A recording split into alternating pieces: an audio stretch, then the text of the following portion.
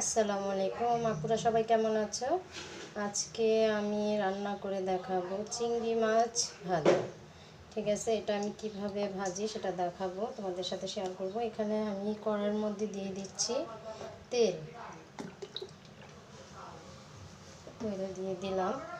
এখন আমি চিংড়ি মাছ এখানে ম্যারিনেট করে রেখেছি।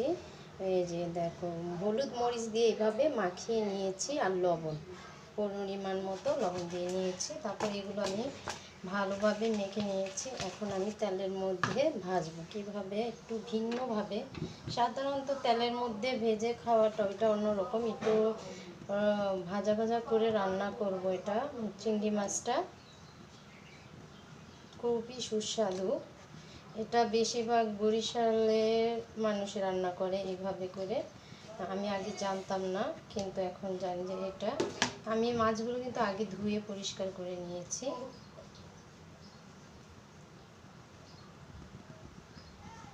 তো এখন আমি মাছগুলো দিয়ে দেব এক এক করে।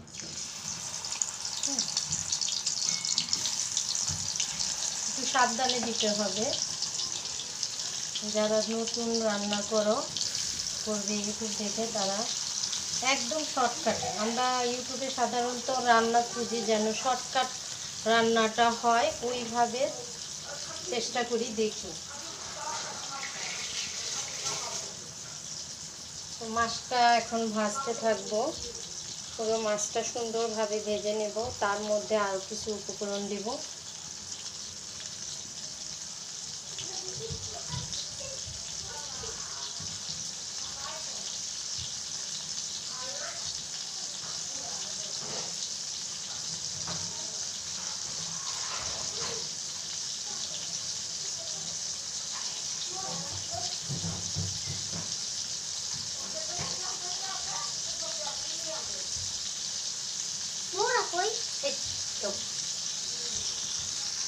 তো প্রায় হয়ে গেছে।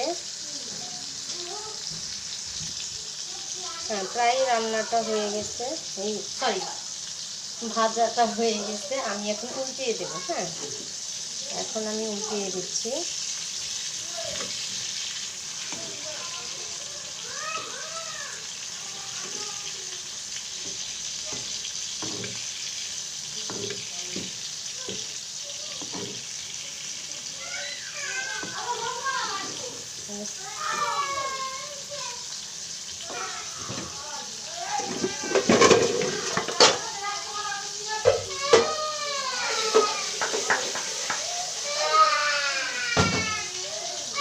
এখন পুরোপুরি মাছটা ভাজা হয়ে গেছে। এখন আমি এটা উল্টায় দেবো আবার। হ্যাঁ, এইভাবে উল্টায় দিয়ে বাকি উপকরণগুলো আমি একটু মাছের মধ্যে দিয়ে দেবো।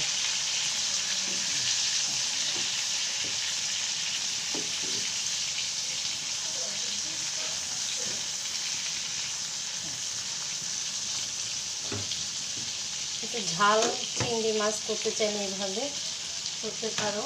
চিংড়ি মাছটা ঝাল হলেই বেশি স্বাদ লাগে।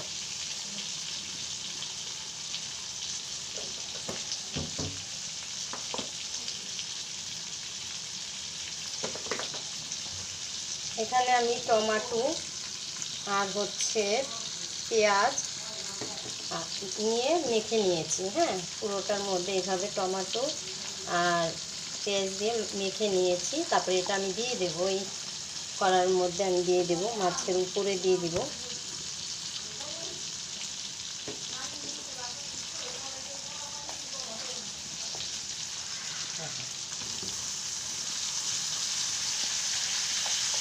এইভাবে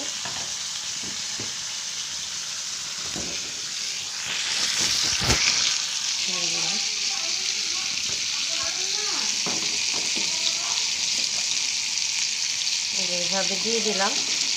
তার মধ্যে হালকা কিছু পানি দেবো, পানি এড করে দেবো, শুধু টমেটোটা সিদ্ধ হওয়ার জন্য। এরকম পরিমাণ মতো পানি দেবো।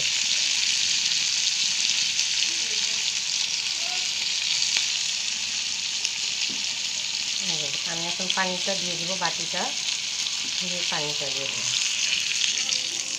এখন ঢেকে দিলে আরও কিছুটা পানি উঠবে, বেশি পানি দেব না। হ্যাঁ, এগুলোর সাথে কিন্তু আমি একটু লবণও দিয়েছি। হ্যাঁ, এখন এটা একদম শুকনো করে নিয়ে আসবো। যে যেরকম খেতে চাও, যদি একটু ভিজা রাখতে চাও সেটাও পারো, কিন্তু একদম শুকনো করলে এটা মজাটা স্বাদটা একটু বেশি বাড়বে। ঠিক আছে, ভালো লাগবে।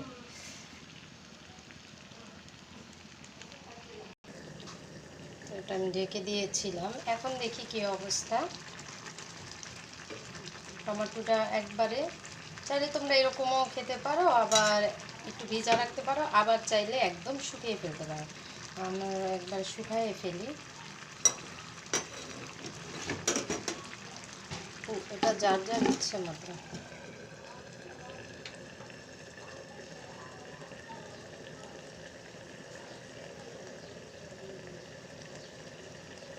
তো আজকে আর শুকাবো না, যেহেতু এটা টমেটোটা একদমই হয়ে গেছে, পানিটা বেশি উঠে গেছে, তো আমি এরকমই রাখবো। ঠিক আছে, তোমরা যদি চাও একদম শুকায় ফেলতে, তো ওইটা খুবই টেস্ট হয়।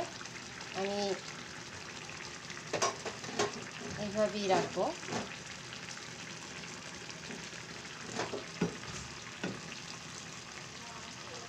তো সবাই ভালো থাকবে, সুস্থ থাকবে। আমার ভিডিওটা যদি ভালো লাগে তোমরা আমাকে অবশ্যই কমেন্টে জানাবে, আর যদি খারাপ লাগে তাও কমেন্টে জানাবে। অবশ্যই আমার চ্যানেলটি সাবস্ক্রাইব করে দিবে। সবাই পাশে থাকবা। আসসালামু আলাইকুম।